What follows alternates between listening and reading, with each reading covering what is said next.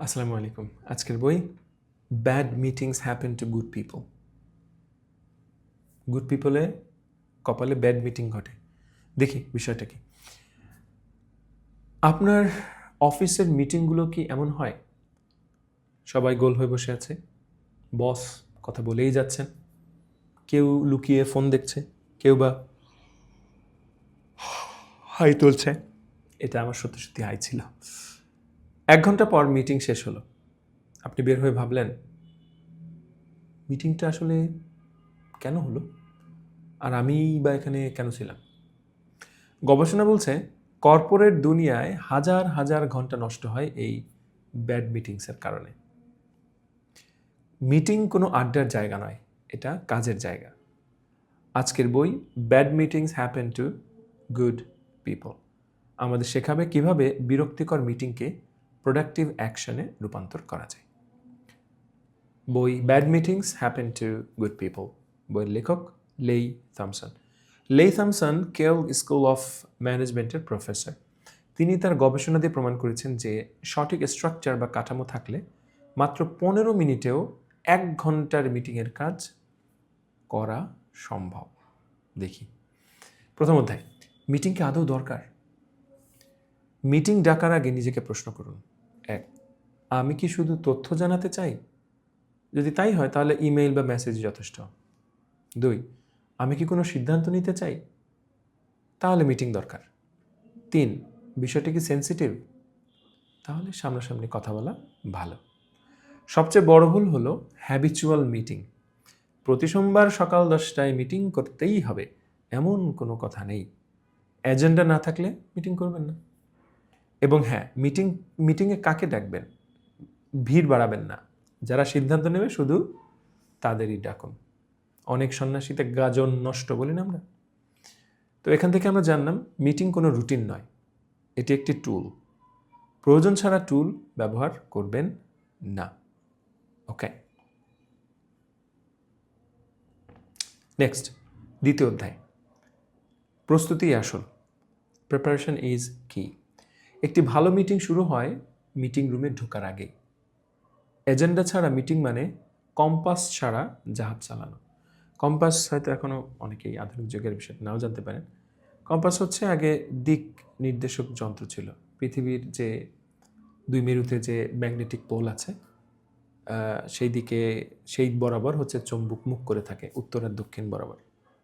তো ওই মেকানিজমটাকে কাজে লাগিয়ে, প্রকৃতির এই নিয়মকে কাজে লাগিয়ে চুম্বক এর উপরে একটা প্লেট বসিয়ে একটা কম্পাস করা হতো। এটাকে ফ্রিলি মুভ করতে দেওয়া হতো যাতে করে ধরলে ও অটোমেটিকলি উত্তর এবং দক্ষিণ দিক দেখাতো। তো এটাই ছিল কম্পাস। বর্তমান সময়ে আমাদের স্মার্টফোনেও কম্পাস আছে, তো হয়তো আমরা অনেকেই দেখেছি। তো যাই হোক, তো বলছে যে এরকম একটা কম্পাস ছাড়া জাহাজ চালানো মানেই হচ্ছে এজেন্ডা ছাড়া মিটিং করার মতো। মানে আপনার কেন করছি মিটিংটা, আউটকাম কী, রাইট? মিটিংয়ে কাকে কাকে রাখবো আমি, আমার আমি যেটা চাচ্ছি সেটা আমি পরিষ্কারভাবে জানি কি না, হ্যাঁ, এই বিষয়গুলো সেট না করে মিটিং করা উচিত না। সো মিটিংয়ের আগে 3টি জিনিস ঠিক করুন। 1, পারপাস, আমরা কেন বসছি। 2, আউটকামস, মিটিং শেষে আমরা কি অর্জন করতে চাই, কোনো সিদ্ধান্তে পৌঁছাতে চাই নাকি প্ল্যান, নাকি কোনো প্রবলেমের সলিউশন করতে চাই। এবং 3, লজিস্টিক্স, টেকনিক্যাল সেট আপ ঠিক আছে তো, যেমন জুম লিঙ্ক ঠিকমতো কাজ করছে কিনা যদি অনলাইনে হয়, আর যদি ইন পার্সন হয় তাহলে অন্যান্য আনুষঙ্গিক বিষয়গুলো ঠিক আছে কিনা, মিটিং রুমটা ফাঁকা আছে কিনা, এটা সেটা ইত্যাদি। আউটলুক ক্যালেন্ডারে 1 ঘন্টার স্লট আছে মানেই 1 ঘন্টা মিটিং করতে হবে এমনটা না। কাজ 30 মিনিটের হলে 30 মিনিটে শেষ করুন। পার্কিনসন্স ল মনে রাখবেন, সময় যত বেশি দেবেন কাজ তত বেশি ছড়াবে। Very true. আমি আমার নিজের লাইফেও দেখেছি, একটা কাজ যদি কাউকে আপনি করতে দেন, আমি ধরে দিলাম, যত বেশি সময় দিব তত বেশি অন্যান্য প্রবলেমগুলোও চলে আসবে, অন্যান্য কাজটা আরও বেশি সময় লেগে যাবে। অধিকাংশ ক্ষেত্রেই তাই, এবং নিজেকেও আমি এটা করে দেখেছি। আমি যখন বেশি সময় দিয়েছি কাজটা তখন আরও দেরিতে শেষ হয়েছে। বাট অল্প সময় দিলে শেষ হয়ে যায় বেশিরভাগ ক্ষেত্রেই। 2-1 সময় একটু হয়তো থাকে, but overall that's way better.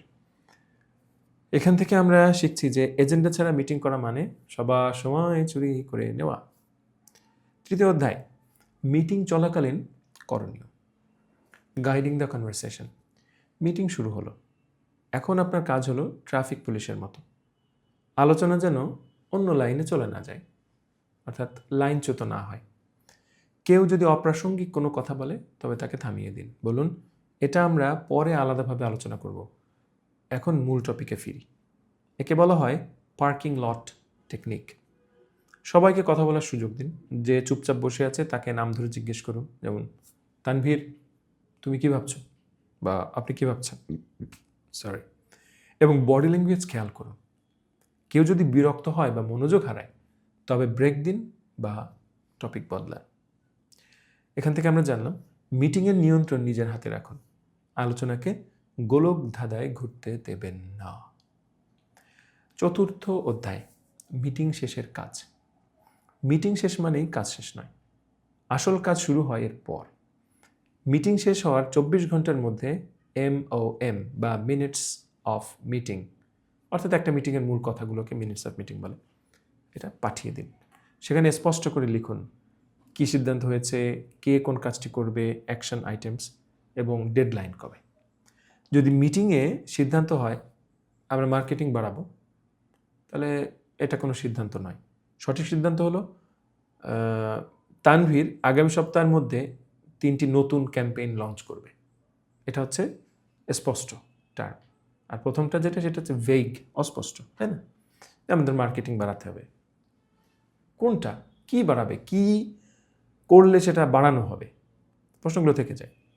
তারপর কার দায়িত্ব, তারপর কোন সময়ের মধ্যে এটা করতে হবে, তাই না? এগুলো স্পষ্ট থাকতে হবে। এবং পরে ফলো আপ করতে ভুলবেন না। ফলো আপ ছাড়া মিটিং হলো ফুটো বালতি দিয়ে পানি তোলার মতো। আচ্ছা, তো এখান থেকে আমরা জানলাম মিটিংয়ের যে সার্থকতা এটা কিন্তু কথায় নয়, পরবর্তী অ্যাকশনে প্রকাশ পাবে। পঞ্চম অধ্যায়, সমস্যার সমাধান। মিটিংয়ে কিছু কমন সমস্যা হয়, যেমন 1, দ্য হাইজ্যাকার, যে একাই সব কথা বলে। তাকে থামিয়ে বলুন তোমার পয়েন্ট বুঝেছি, এবার অন্যদেরটা শুনি। 2, মাল্টিটাস্কার, যে মিটিংয়ে বসে ল্যাপটপে অন্য কাজ করে। তাকে সরাসরি প্রশ্ন করে মনোযোগ ফেরান। এবং 3, দ্য কনফ্লিক্ট, যদি তর্ক শুরু হয় তবে সেটাকে ব্যক্তিগত পর্যায়ে যেতে দেবেন না। মনে করিয়ে দিন আমরা এখানে সমস্যার সমাধান করতে এসেছি, ঝগড়া করতে নয়। এখান থেকে আমরা জানলাম সমস্যা হবেই, কিন্তু একজন ভালো লিডার বা ফ্যাসিলিটেটর সেই সমস্যাগুলো স্মার্টলি হ্যান্ডেল করেন। তো এই ছিল আজকের বই। আমরা শেষ করার আগে মূল কথাগুলো, শিক্ষাগুলো আরেকবার চোখ বুলিয়ে নিই। 1, প্রয়োজনটা বুঝুন। ইমেইলে কাজ হলে মিটিং করবেন না, অর্থাৎ ইমেইল দিয়ে যদি কোনো একটা কাজ হয়ে যায় মিটিংয়ের কোনো দরকার নেই। 2, এজেন্ডা সেট করুন, উদ্দেশ্য বা আউটকাম ক্লিয়ার করুন। 3, অ্যাকশন নিন, মিটিং শেষে পরিষ্কার অ্যাকশন প্ল্যান বা টাস্ক ডিস্ট্রিবিউশন করুন।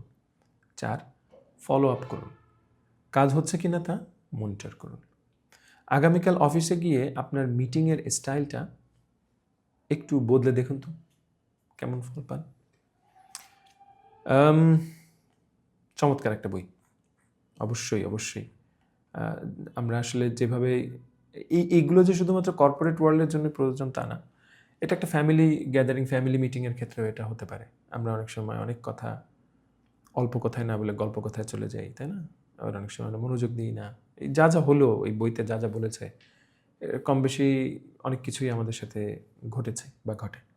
সো চাকরি জীবনেই যেগুলো হতে হবে এমনটা না, রাইট?